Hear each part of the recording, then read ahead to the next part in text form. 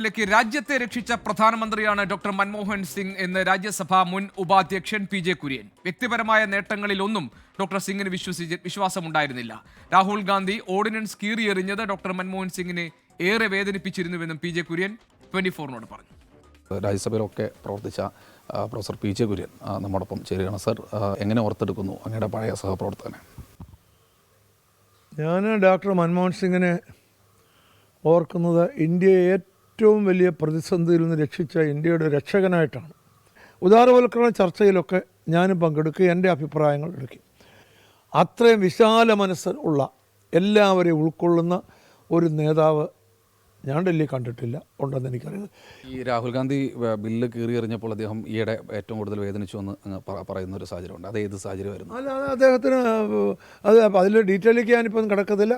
അത് അദ്ദേഹത്തിന് വേദന ഉണ്ടാക്കി എന്നുള്ള വിവരം ശരിയാണ്. പക്ഷെങ്കിൽ അദ്ദേഹം പാർട്ടിയുടെ ചട്ടക്കൂട്ടിനകത്ത് തന്നെ നിന്നുകൊണ്ട് മുന്നോട്ട് പോയി.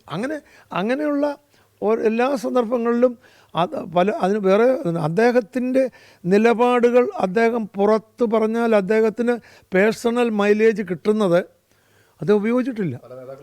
അത് ഉപയോഗിച്ചില്ല. ഇപ്പോൾ 2G സ്പെക്ട്രം സമയത്തും 2G സ്പെക്ട്രത്തിൻ്റെ ആരോപണം വന്നപ്പോഴും അദ്ദേഹത്തിന് പേഴ്സണൽ മൈലേജ് കിട്ടുന്ന കാര്യങ്ങളുണ്ട്. അതൊന്നും അദ്ദേഹം ഉപയോഗിച്ചില്ല. അത് അദ്ദേഹത്തിൻ്റെ ഗ്രേറ്റ്നെസ്സാണ്. പല നേതാക്കൾക്കും ഇല്ലാത്തതുമാണ്. അതെ, ഇത് പല നേതാക്കൾക്കും ഇല്ലാത്തതുമായ കാര്യമാണ്.